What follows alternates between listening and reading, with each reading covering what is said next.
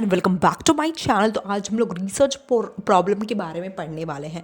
तो आप जब रिसर्च प्रॉब्लम को डिफाइन करते हो तो बहुत चीज़ें आपको अपने दिमाग में रख के चलनी होती हैं। तो चलिए डिस्कस करते हैं इसके बारे में। जो फर्स्ट एंड फॉरमोस्ट स्टेप है रिसर्च का वो क्या होता है, सेलेक्ट करना और प्रॉपरली डिफाइन करना अपने रिसर्च प्रॉब्लम को।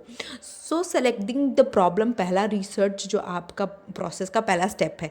Research problem undertaken for study must be carefully selected. जो भी आप रिसर्च प्रॉब्लम कर रहे हो, प्रॉब्लम को सिलेक्ट कर रहे हो, उसको आपको केयरफुली सिलेक्ट करना चाहिए। ये बहुत डिफ़िकल्ट टास्क है। क्यों ये डिफ़िकल्ट टास्क है?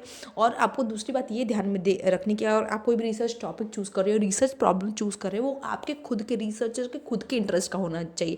आपके सुपरवाइज़र या आपके फ्रेंड ने बोला होगा कि इस पर रिसर्च कर लो, ये अच्छा चीज़ है, वैसा नहीं होना चाहिए। क्योंकि रिसर्च बहुत ही एक लॉन्ग प्रोसेस है। तो अगर आप अपने इंटरेस्ट का चुनोगे तभी आप उस पर अपना 100% दे पाओगे। तो किसी से बोरो किया हुआ नहीं होना चाहिए। मतलब कि फ्रेंड यार तू मुझे बता दे मैं किस पे रिसर्च कर लूँ, अच्छा इस पे कर लूँ, तो वो उसके इंटरेस्ट का, वो अपने हिसाब से बता रहा है। आपको अपने हिसाब से, रिसर्चर के इंटरेस्ट के हिसाब से रिसर्च का प्रॉब्लम चूज़ करना चाहिए, रिसर्च टॉपिक को चूज़ करना चाहिए। A problem must spring from researcher mind. जो प्रॉब्लम है, रिसर्च प्रॉब्लम, वो रिसर्चर के माइंड से निकलनी चाहिए। कैसे? जैसे एक प्लांट एक बीज से निकलता है, वैसे पॉइंट आपको अपने माइंड में रखने हैं while choosing a research problem. Subject which is overdone, ऐसा टॉपिक जिस पे इतनी ज़्यादा रिसर्च हो चुकी है, उस पर आपको ज़रूरत नहीं है और रिसर्च करने की। जैसे कि पावर्टी एक ऐसा टॉपिक है जिस पर बहुत ज़्यादा रिसर्च हो चुकी है और अभी भी बहुत सारी रिसर्चेज उस पर होती है। Should not be normally chosen as it will be a difficult task to throw any new light in such case. तो ठीक है, पॉवर्टी पे इतनी ज़्यादा रिसर्चेज हो चुकी है कि आप कुछ उस पर नया नहीं कर पाएंगे। तो इसलिए ऐसे टॉपिक जो कि ओवरडन है वो आपको नहीं चूज़ करने चाहिए।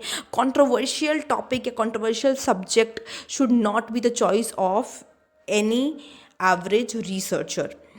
टू नैरो और too vague problem should not be avoided. बहुत छोटी और बहुत ज़्यादा बड़ी प्रॉब्लम तो फिर आपके लिए फीजिबल नहीं होगा, इन सबको अवॉइड करना है। Subject selected for research must be familiar. जो भी आप सब्जेक्ट या कह लीजिए रिसर्च का प्रॉब्लम है, रिसर्च की टॉपिक चूज़ करें, फेमिलियर और फीजिबल होना चाहिए, so that the related research material और sources of research are within one reach.